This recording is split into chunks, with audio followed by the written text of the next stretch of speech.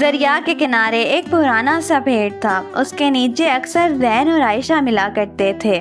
اس دن بھی عائشہ درخت کے نیچے بیٹھ کر زین کا انتظار کر رہی تھی۔ آج بھی دیر کر دی ہے تم نے آتے، عائشہ نے ناراض ہو کر زین سے کہا جب وہ آیا۔ زین ہنس پڑا، میں کیا کروں، راستے میں تمہارے لیے گلاب خریدنے رک گیا تھا۔ اس نے سرخ گلاب عائشہ کی طرف بڑھا دیا۔ عائشہ نے پھول لیا اور مسکرا کر بولی، تمہیں کیسے پتا کہ مجھے گلاب پسند ہے؟ زین نے شرارتی انداز سے کہا، مجھے تمہاری ہر پسند کا پتہ ہے۔ اچھا تو میرا سب سے بڑی خواہش کیا ہے؟ یہی کہ ایک دن تم میرے نام سے پہچانی جاؤ۔ عائشہ کا چہرہ سرخ ہو گیا، تم بھی بہت باتیں بناتے ہو اور تم بہت شرماتی ہو۔ دونوں ہنس پڑے۔ وقت گزرتا گیا، ان کی محبت گہری ہوتی گئی، لیکن ایک دن سب کچھ بدل گیا۔ عائشہ کے والد حاجی سلیم کو ان کی محبت کے بارے میں پتا چل گیا تھا۔ آج کے بعد تم ذہن سے نہیں ملو گی، حاجی سلیم نے غصے سے کہا۔ لیکن ابو میں اس سے محبت کرتی ہوں، عائشہ نے روتے ہوئے بولی۔ محبت سے گھر نہیں چلتے، پھر کس چیز سے چلتے ہیں؟ دولت سے، عزت سے۔ عائشہ کی آنکھوں سے آنسو بہنے لگے۔ ابو اگر دل ہی خوش نہ ہو تو دولت کا کیا فائدہ؟ مگر حاجی سلیم کا دل نہیں پگھلا۔ دوسری طرف زین ہر روز دریا کے کنارے آتا، گھنٹوں انتظار کرتا، ایک دن، 2 دن، 1 ہفتہ، لیکن عائشہ نہیں آئی۔ آخر ایک شام کو اسے ایک خط ملا۔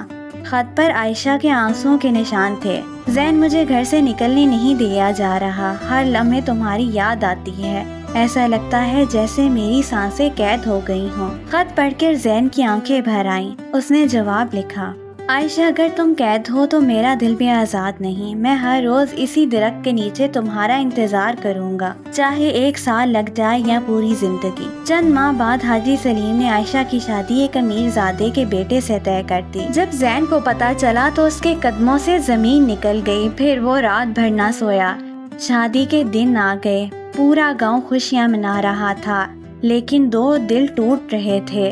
عائشہ دلہن بنی بیٹھی تھی، اس کے چہرے پر مسکراہٹ نہیں تھی، وہ ہر لمحہ زین کو یاد کر رہی تھی۔ اسی دوران ایک آدمی دھوڑا آیا، اس کے چہرہ گھبرایا پڑا تھا۔ حاجی صاحب بہت برا ہو گیا۔ کیا ہوا ہے؟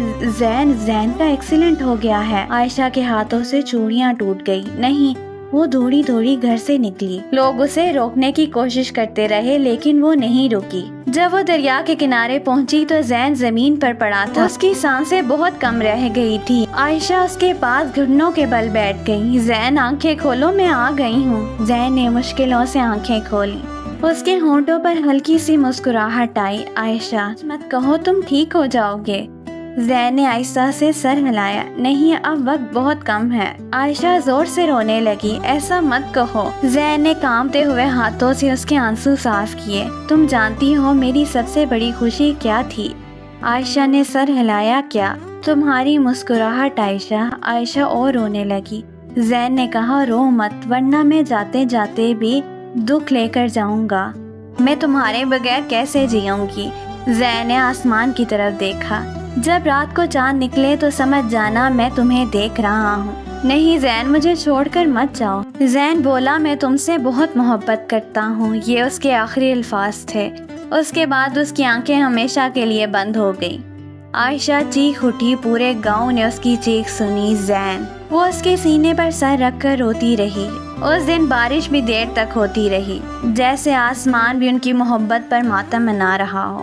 کہتے ہیں عائشہ نے کبھی شادی نہیں کی۔ وہ ہر شام اسی دریا کے کنارے جاتی جہاں وہ پہلی بار ملے تھے، اور خاموشی سے زین کی قبر کے پاس بیٹھ جاتی اور کہتی، لوگ کہتے ہیں تم چلے گئے ہو، مگر مجھے آج بھی لگتا ہے تم یہیں کہیں پر ہو۔ وقت گزر گیا، سال بیت گئے، لیکن ان کی محبت کی کہانی گاؤں میں آج بھی زندہ ہے۔ لوگ آج بھی کہتے ہیں کچھ محبتیں ملنے کے لیے نہیں، امر ہونے کے لیے ہوتی ہیں۔